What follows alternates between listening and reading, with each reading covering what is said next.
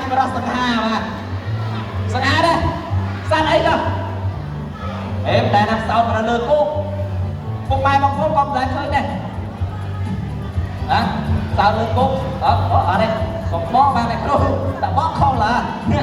បាទពុកម៉ែបងប្អូននេះហើយជាបរោះសង្ហាអូចេរបស់យើងខ្ញុំអូចេរបស់យើងខ្ញុំនេះគាត់មានអាយុត្រឹមតែ3ឆ្នាំ8ខែតែប៉ុណ្ណោះហើយដើមកណ្ដាលរបស់គាត់ក្នុងខេត្តម្ចាស់ឯណោះហើយគម្រោងនៅក្នុងសួនសត្វភ្នំពេញសាវរីនេះតាំងតែគាត់មានអាយុ6ខែម្ល៉េះ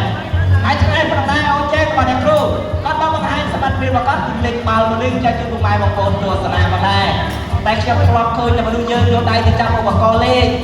តើអូចេរបស់អ្នកគ្រូគាត់មិនដឹងថាយកថ្ងៃនឹងកាយត្រង់ណាមកលេងបាល់មួយលេងទេបាទយកដៃទៅចាប់លេងហើយចាប់ដែរបាទមានតែជើងបាទ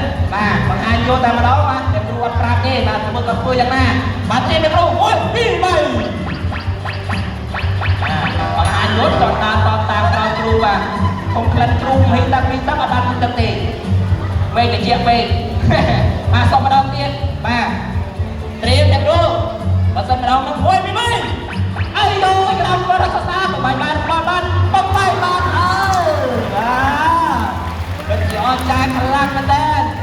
ជប់ក្តោបជាមួយដល់ស្រសារបស់គាត់បំបីក្របមួយចេមមួយក្របបានយ៉ាងងាយតែម្ដងបាទអ្នកជួយបលិនមើលមានក្តោបរបស់គាត់មានបាក់គុំបងអត់បាទក្តោបរបស់គាត់ធម្មជាតិមែនតើមានបញ្ហាអ្វីទេបាទក្តោបរបស់បងសិស្សធម្មជាតិចប់គាត់ចាំដឹងថាក្តោបរបស់អ្នកគ្រូធម្មជាតិឬក៏ធម្មជាតិបាទអ្នកគ្រូស្ទើរក្តោបបាទបើសិនជាតក្តោបស្អាតហើយក្តោបនេះក៏ប៉ិតទេមែនណាអ្នកគ្រូ